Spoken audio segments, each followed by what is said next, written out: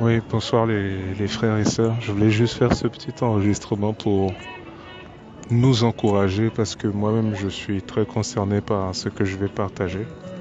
Alors j'ai quitté chez moi aujourd'hui avec le désir de venir évangéliser mais de changer complètement de lieu.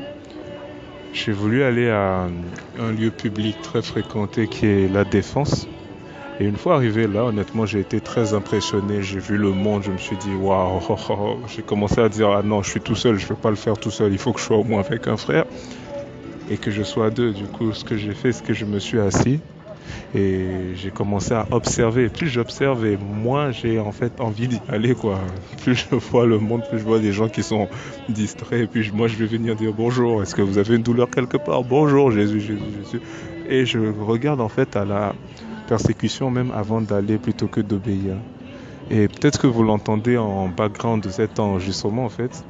Il y a un jeune monsieur qui, ça doit faire peut-être 30 minutes, non même plus, une heure, qui est en train de faire un show de démonstration de Michael Jackson en fait. Et je me dis, ok, il n'est pas Michael Jackson, il aime Michael Jackson.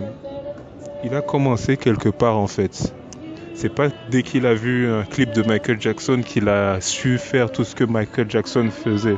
Mais je vous promets les gars, si les frères et sœurs, si vous voyez ce qu'il fait, et même là, sa voix pendant qu'il chante, c'est sûr qu'il est en train de se parfaire, mais je me dis, sur cette place publique, il est venu par amour, il a cru en fait, il a la foi en ce qu'il aime, et en Michael Jackson très certainement, et propose en fait ce spectacle comme ça, spontanément. Au départ, il n'y avait personne, maintenant les gens l'entourent et le regardent, et je ne cesse de comparer ma foi à sa foi pour me dire que le monde même peut nous enseigner en fait.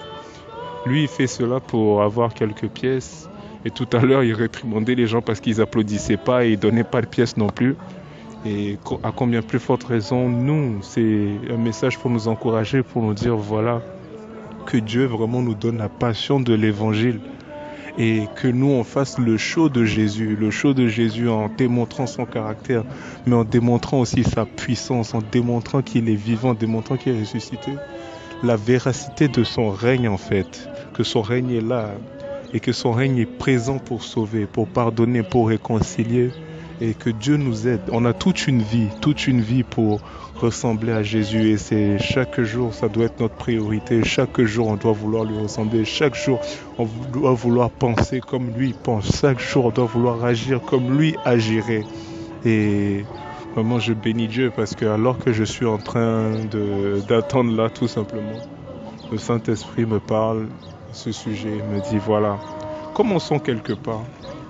Il faut commencer quelque part et c'est Dieu qui amène en fait la croissance, c'est Dieu qui augmente et qui apporte le fruit en fait.